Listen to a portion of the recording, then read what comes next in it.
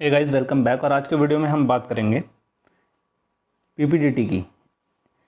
PPDT में एक अच्छी स्टोरी लिखने के लिए क्या करना चाहिए, क्या नहीं करना चाहिए, पिक्चर में क्या ऑब्जर्व करना चाहिए, क्या ऑब्जर्व नहीं करना चाहिए, वो सब बातें मैं आज के वीडियो में आपको बताऊंगा। लेकिन उससे पहले अगर आपने चैनल को सब्सक्राइब नहीं किया तो चैनल को सब्सक्राइब करना ना भूलें।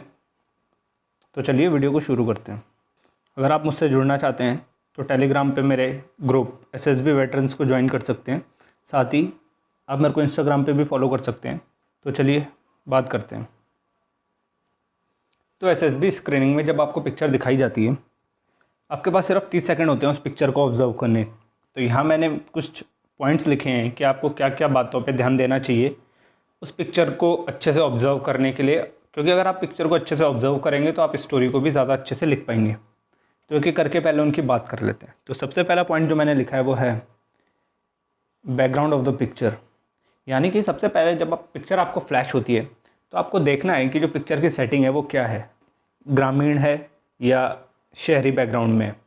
क्योंकि एक स्टोरी रूरल बैकग्राउंड के हिसाब से अच्छी हो सकती है, बट अगर वही स्टोरी को हम दूसरी सेटिंग में लिखेंगे, अर्बन सेटिंग में, तो वहाँ वो इतनी इफेक्टिव नहीं हो सकती है। तो आपको सबसे पहले ये चेक करना है कि बैकग्राउंड ऑफ द पिक्चर है क्या। क्या ये पिक्चर जो है ये मुझे गांव की पिक्चर दिखाई जा रही है या शहर की पिक्चर है। अगला आता है number of characters. Number of characters में लोगों को ये वो भी रहती है कि सर अगर हमें क्राउड दिखाया जाए, यहाँ पे कम से कम 10 लोग हैं, तो क्या हमें 10 के 10 लोगों को जो ये बॉक्स होता है पीपीडीटी वाला, इसमें मेंशन करने की ज़रूरत होती है? जी नहीं, आपको ज़्यादा से ज़्यादा 3 से 4 कैरेक्टर्स ही उसमें देखने होते हैं। 3 से 4 कैरेक्टर्स के ही मेंशन करना होता है, एज, मूड, सेक्स। ठीक है, आपको सिर्फ 3 से 4 कैरेक्टर, चाहे आपको पूरा क्राउड दिखाई जाए तो आपको 3 से 4 कैरेक्टर्स ही उसमें लिखने हैं। The next very point is the mood of the characters. ठीक है, the mood of the characters में यहाँ पे एक चीज़ ये है कि देखो, अगर एज लॉन्ग एज मूड एकदम प्रोमिनेंटली आपको शो हो रहा है कि पॉजिटिव है या नेगेटिव है, तो कोशिश कीजिए मूड को नेगेटिव रखिए। उसके अलावा एक चीज़ और, पिक्चर की जो सेटिंग है उसके हिसाब से आप देख सकते हैं कि पिक्चर में जो आदमी खड़े हैं उनका मूड पॉजिटिव होगा या नेगेटिव होगा। मान लीजिए आपको एक एक्सीडेंट का सीन दिखाई देता है, तो एक्सीडेंट के सीन में most of the time mood off every character would be negative. ये मेरे अकॉर्डिंग है। आप इस बात को ऐसे भी चेक कर सकते हैं कि अगर आप खुद भी किसी एक्सीडेंट के सीन को देखते हैं तो आप कौन से आपकी फीलिंग आती है? पॉजिटिव फीलिंग तो डेफिनेटली नहीं आएगी, आप खुश तो होंगे नहीं एक्सीडेंट को देख के, नेगेटिव भी आती है। तो मेरे according the mood of the characters in accident situation would be definitely be negative. The next point is gender of the characters. Gender of the characters, तो यहाँ भी वही बात लागू होती है कि अगर आपको 10 लोग दिखाई जाते हैं एक पिक्चर में और आपको बॉक्स में बनाना है तो आप सिर्फ 3 से 4 कैरेक्टर्स का ही जेंडर लिखेंगे। और एक चीज़ यहाँ पे ध्यान दीजिए, पिक्चर को अच्छे से ऑब्जर्व कीजिए, कहीं लड़का जो है उसको आप फीमेल ना लिख दें और जो कैरेक्टर प्रोमिनेंटली लड़की दिख रही है उसको आप मेल ना लिख के आ जाएं। इससे 2 इशू क्रिएट हो जाएंगे। पहला इशू तो ये क्रिएट हो जाएगा कि आपकी ऑब्जर्वेशन स्किल्स अच्छी नहीं है। जो दूसरा इशू है वो ये हो जाएगा कि आप कैरेक्टर्स के बीच में उलझ जाएंगे कि आपको अपना सेंटर कैरेक्टर्स चुनना कौन सा है। ठीक है, तो इसीलिए जेंडर ऑफ द कैरेक्टर्स आपको फिक्स करके रखने हैं। इन केस आप श्योर नहीं है कि जेंडर ऑफ द कैरेक्टर क्या है, अगर पिक्चर बहुत ज़्यादा हेजी है तो उस केस में आप पी शो करेंगे। वहाँ पे आपको ब्रीफिंग के दौरान बता दिया जाएगा, you would be writing P. P means person, वो कुछ भी हो सकता है, मेल फीमेल। तो इन केस अगर आपको प्रोमिनेंटली वो दिख नहीं रहा है कि वो क्या जो कैरेक्टर है इज दैट अ मेल और a female, so you would be writing person. ठीक है, in the place of gender. The next point comes, which is the age of the characters. This is one of the main thing you should be noticing in a picture. देखो मैं आपको बताता हूँ। मान लो आपको कोई फ़ोटो दिखाई जाती है, उसमें एक बंदा दिखाया जाता है 20 साल का, ठीक है, और उसको आपने 20 की जगह जज करके सिर्फ 15 साल का लिख दिया है। अब देखिए आपको पिक्चर में क्या क्या प्रॉब्लम आएंगी। जो 20 साल का बंदा कर सकता है वो डेफिनेटली 15 साल का बंदा नहीं कर सकता है। बहुत सारी चीज़ों में ये 20 साल का बंदा आपके लिए फ़ायदेमंद हो सकता था, लेकिन आपने उसकी एज गलत जज कर ली है, उसको 15 साल का बना दिया है, तो वो बहुत सारी चीज़ों में उससे पिछड़ जाएगा। जैसे कि अगर आपको उसकी एजुकेशन लिखनी है तो एजुकेशन में भी ये बंदा आगे होगा, ये पीछे हो जाएगा। तो आपकी स्टोरी जो ओरिजिनल स्टोरी है वो उससे अलग हो जाएगी। क्वालिटीज़ के मामले में भी इसकी awareness as compared to 15 year old की अवेयरनेस से ज़्यादा ही होगी मोस्ट ऑफ द टाइम। हम एक्सेप्शंस की बात नहीं करेंगे, but most of the time 20 साल का बंदा 15 साल के बच्चे से ज़्यादा ही जानता होगा। तो आपको एज ऑफ द कैरेक्टर आपको अच्छे से जज करना है पिक्चर में। मैंने एक चीज़ और लिखी है यहाँ पे, देयर क्लोथिंग स्टाइल। तो देयर क्लोथिंग स्टाइल से मेरा मतलब ये है कि आपको एक कैरेक्टर दिखाया जा रहा है धोती कुर्ते में, ठीक है, धोती कुर्ते में, धोती में आपको कोई कैरेक्टर दिखाया गया। तो अगर आपको धोती में कोई कैरेक्टर दिखाया जा रहा है तो आप इससे थोड़ा बहुत ही आइडिया लगा सकते हैं कि that picture might be set in village, ठीक है। यहाँ पे आपको ये हेल्प हो जाएगी। अगर आपको कोई सूट में बंदा दिखाई दे रहा है, मान लो किसी बंदे ने 3 पीस सूट पहना हुआ है, ठीक, तो आप उनका क्लोथिंग स्टाइल जज कर सकते हैं। एक तो आपको उनका थोड़ा एजुकेशन का वो हो जाएगा कि एजुकेटेड फेलो लग रहा है, ठीक। दूसरा आपको लगेगा कि हो सकता है कि 3 पीस सूट पहना है तो he might be a businessman, ठीक है। तो आपको ये सब चीज़ें भी ध्यान देनी है। ये छोटी छोटी बातें हैं जो हम पिक्चर परसेप्शन में भूल जाते हैं। हमारा ज़्यादा ध्यान characters, number of characters, age, mode और सेक्स पे ही रह जाता है। The next very point is time of the day. दिन का कौन सा समय है, आपको ये ज़रूर देखना है। क्या ये मॉर्निंग दिख रही है, क्या ये नून का टाइम दिख रहा है, क्या ये रात दिख रही है, क्योंकि तीनों टाइम की सेटिंग्स में 3 अलग अलग स्टोरीज बन सकती हैं। जैसे मान लो मैं किसी बात करता हूँ नाइट की, ठीक है, नाइट की मैंने बात की। मान लो आपको कोई विलेज का सीन दिया गया है, नाइट की बात की। मॉर्निंग के टाइम पे आपको व्हीकल्स ईजिली अवेलेबल हो सकते हैं, बट विलेज में नाइट के टाइम पे आपको व्हीकल्स अवेलेबल नहीं होंगे। तो आपको ये ज़रूर ध्यान देना है कि जो पिक्चर की सेटिंग है वो मॉर्निंग में है या नून में है या नाइट में है, क्योंकि इससे ही आपको मदद मिलेगी अपने रिसोर्सेज को यूटिलाइज़ करने की। क्योंकि अगर आप गलत टाइमिंग ऑफ द डे चुन लेंगे तो यहाँ आप अपने रिसोर्सेज को अच्छे से यूटिलाइज़ नहीं कर पाएंगे। जिन पॉइंट्स को मैंने बताया मैं एक बार फिर से उनको दोहरा देता हूँ। सबसे पहले तो आपको चेक करना है कि बैकग्राउंड ऑफ द पिक्चर क्या है, whether the picture is in rural background और अर्बन बैकग्राउंड, या ग्रामीण है या शहरी है। उसके बाद आपको नंबर ऑफ कैरेक्टर्स देखने हैं। अगर क्राउड दिख रहा है तो मोस्टली 3 to 4 कैरेक्टर्स ओनली आपको जो बॉक्स है उसमें शो करने हैं, ठीक है। Then comes the mood of the character, as long as, देखो अगर आप सीन से डिडक्ट कर सकते हैं तो वहाँ पे मूड लिख दीजिए, बट अगर आप सीन से डिडक्ट नहीं कर पा रहे हैं तो न्यूट्रल रखेंगे तो भी कोई दिक्कत नहीं आएगी, ठीक है, न्यूट्रल भी रख सकते हैं। The next point is gender of the characters, be very very aware of that point. Gender को बहुत अच्छे से चुने, मेल को फीमेल ना कर दें और फीमेल को मेल ना कर दें, ठीक है, ये चीज़ें आपको ध्यान में रखनी है। Then come the age of character. Age of character के साथ बहुत सारी चीज़ें आपको फ़ायदेमंद हो जाएंगी, जैसे कि उस बच्चे की ability to solve any problem, education, resources, ये सारी चीज़ें एज के साथ आ जाएंगी। Then come their clothing style. Clothing style से आपको ये पता चल जाएगा कि वो जो कैरेक्टर हमें दिखाया गया है whether he is a educated fellow और I would say non educated fellow, ठीक है, इलिटरेट तो नहीं कहूँगा, नॉन एजुकेटेड फेलो। तो ये सब चीज़ें आपको उनके ड्रेसिंग सेंस से पता चल जाएंगी। Then time of the day, क्या ये सेटिंग सुबह की है या नून की है या नाइट की है। अब इन सब पॉइंट्स को मैं आपको अगले साइड में दिखाई गई पिक्चर के बेसिस पे डिफाइन करता हूँ, ठीक है। पहले आप ये पिक्चर देखिए, इस पिक्चर में सबसे पहले बैकग्राउंड देखिए। बैकग्राउंड कैसे चेक करना है, बैकग्राउंड ऑफ द पिक्चर क्या होगा, तो बैकग्राउंड हम चेक कर सकते हैं। देखिए आपको ये झोपड़ियाँ दिख रही हैं, यहाँ कुछ खेत टाइप का दिख रहा है, ठीक है, ये लेडी खड़ी हैं, ये थोड़े थोड़े पहाड़ दिख रहे हैं। तो बैकग्राउंड ऑफ द पिक्चर क्या हो गया, मैंने विलेज मान लिया है, ठीक, village. Then comes number of characters. Number of characters कितने हो गए हैं, नंबर ऑफ कैरेक्टर्स हो गए हैं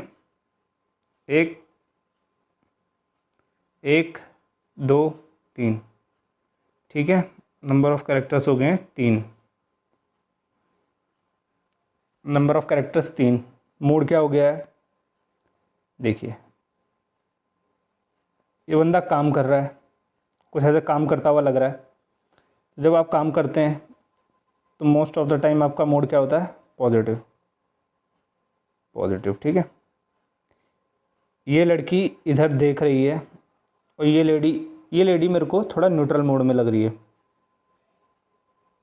ये लेडी मेरे को न्यूट्रल मूड में लग रही है। ये लड़की इनको देख रही है और ये ऐसा लग रहा है कि देखो अब इनके ड्रेसिंग स्टाइल देखो, ये लड़की थोड़ा एजुकेटेड दिख रही है क्योंकि इनके हाथ में एक तो पहले बुक्स हैं, फिर इनका आप ड्रेसिंग स्टाइल देखेंगे, ड्रेसिंग स्टाइल देखिए, इन्होंने यहाँ स्कर्ट पहनी हुई है, ठीक है। तो ये लड़की जो हैं ये एजुकेटेड हैं, एजुकेटेड हैं। मोस्ट प्रोबेबली ये जो दोनों हैं ये मैं कहूँ नॉन एजुकेटेड हैं, अनएजुकेटेड हैं, अनएजुकेटेड हैं, ठीक है, अनएजुकेटेड है, एजुकेटेड है। अब आप एज का आइडिया लगा लीजिए, देखिए एज कैसे देखेंगे, ये अंकल देखिए अगर आप ध्यान से देखेंगे तो इनके बाल आपको थोड़ा ऐसे हेजी से दिखेंगे, सफ़ेद बाल, सफ़ेद होने की क्या वो होती है एज, रफली अगर मान लो 45 से और 60 के बीच में इनकी एज मान लीजिए। तो 45 से 60 अगर इनकी एज है तो ये जो फीमेल लेडी खड़ी हैं इनकी एज 40 से 45 के बीच में हो जाएगी। और जो ये लड़की है आपको इनको देख के क्या लग रहा है, क्या एज हो सकती है इनकी, जो भी एज हो सकती है आप मुझे कमेंट बॉक्स में बताइए। मेरे अकॉर्डिंग इनकी एज 20 से 22 साल की हो सकती है, ठीक है, 20 से 22 साल की इनकी उम्र हो सकती है। मैंने और कोई पॉइंट मिस किया है क्या, एज बता दिया, time of the day, clothing style देख लिया, जेंडर देख लिया, मूड देख लिया, नंबर ऑफ़ कैरेक्टर, बैकग्राउंड, ठीक है। अब हमें टाइमिंग ऑफ द डे देखनी है, टाइमिंग ऑफ द डे क्योंकि ये काम कर रहे हैं, मौसम भी साफ़ है, इनके हाथ में किताबें हैं, तो ये तो मॉर्निंग का टाइम है, ठीक, रात में तो किताब लेके ये निकलेंगी नहीं, ठीक है, ये चीज़ आपने नोटिस कर ली है। तो आप देखिए एक पिक्चर में जब आपको पिक्चर शो होती है तो आपको कितनी सारी चीज़ें लिखनी होती हैं। One is the background, village background है। उसके बाद आपने देखा कि नंबर ऑफ़ कैरेक्टर्स कितने हैं, 3 कैरेक्टर्स हैं, बहुत प्रोमिनेंट दिख रहे हैं। इनका जेंडर आपने देख लिया, 2 फीमेल 1 मेल, एज देख ली 45 to 60, 40 to 45 और 20 से 22 इन लड़की की एज है।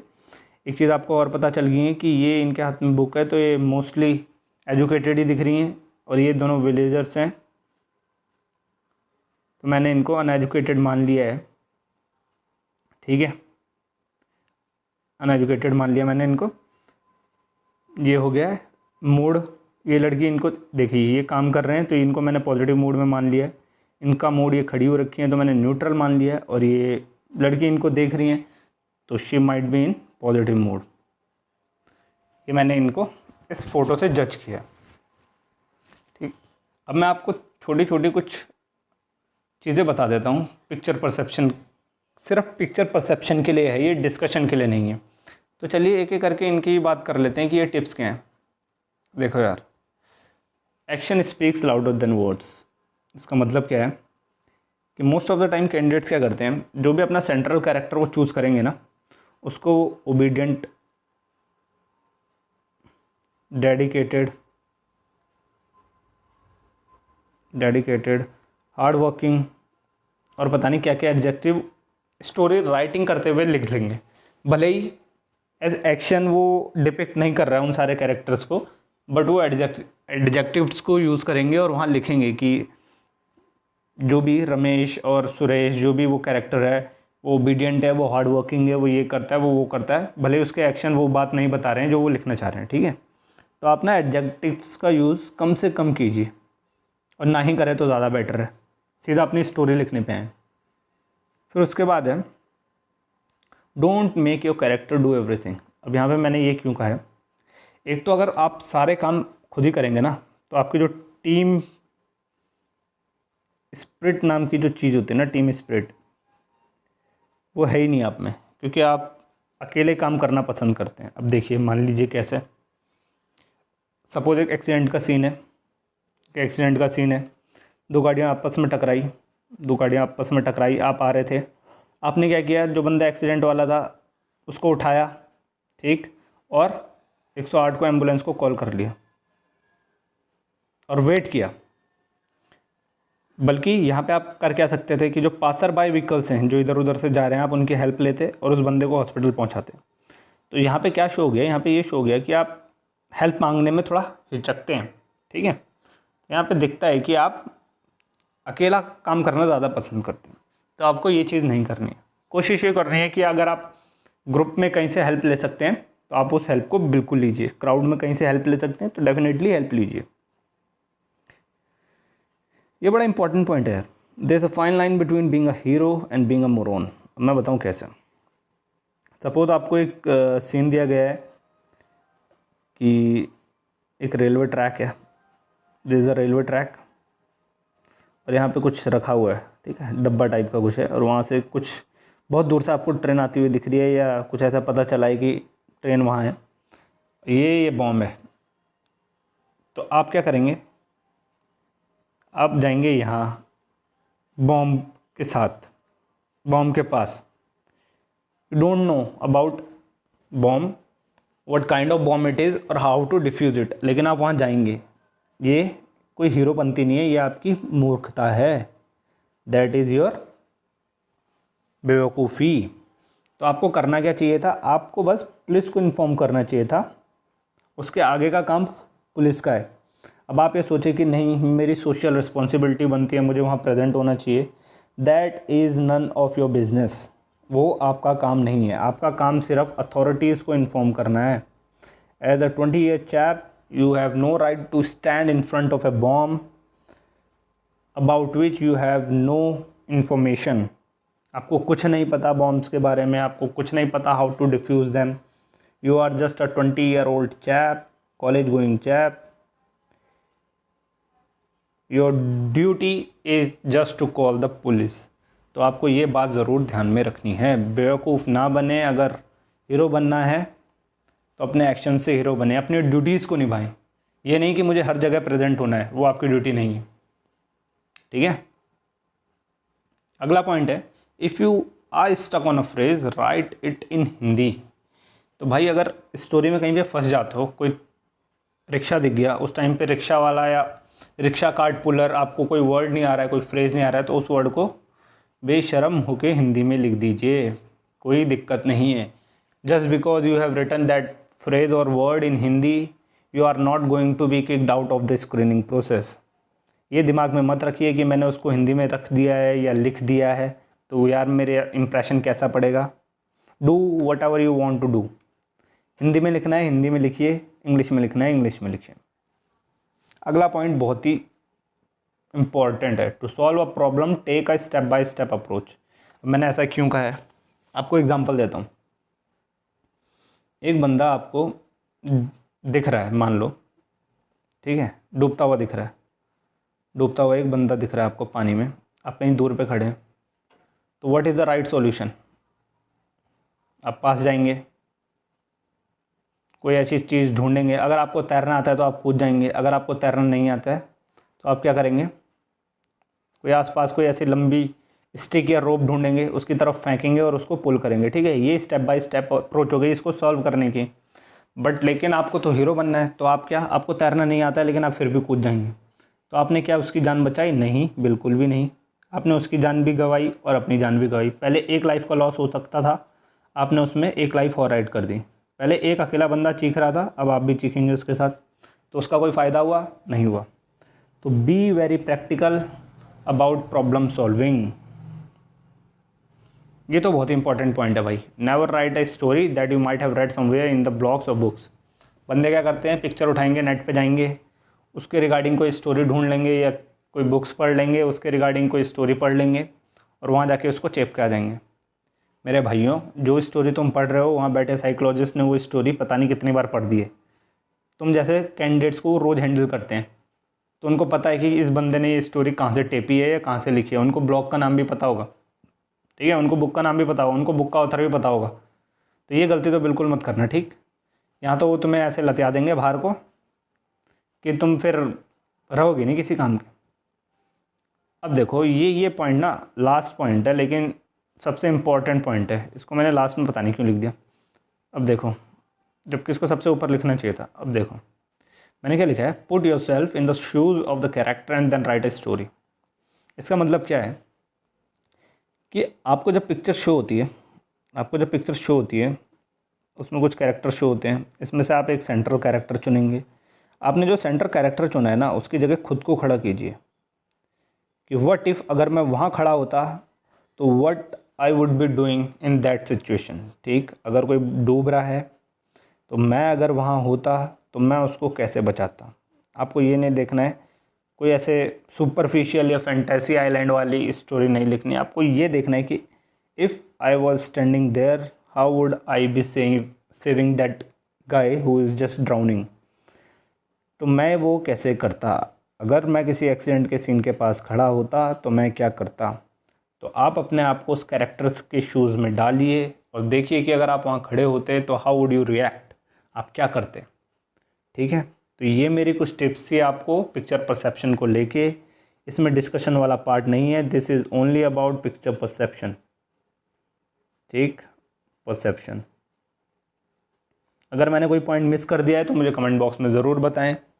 वीडियो पसंद आए तो वीडियो को लाइक करें, शेयर करें और चैनल को सब्सक्राइब करना ना भूलें। और एक चीज़ और, भाई वीडियो देख रहे हो तो सब्सक्राइब क्यों नहीं कर रहे हो, वीडियो देखो, चैनल को भी दबा के सब्सक्राइब करो ताकि मैं कंटेंट और बनाता रहूं। अदरवाइज़ आप वीडियो देखोगे, ठीक है, मैं वीडियो बनाता रहूँगा, कोई वीडियो देखेगा नहीं, चैनल को सब्सक्रिप्शन नहीं मिलेगा, तो मेरा कोई वीडियो बनाने का फ़ायदा रह नहीं जाएगा। तो if you want me to continue this process, just subscribe the channel. Thanks for watching, till then, नमस्ते।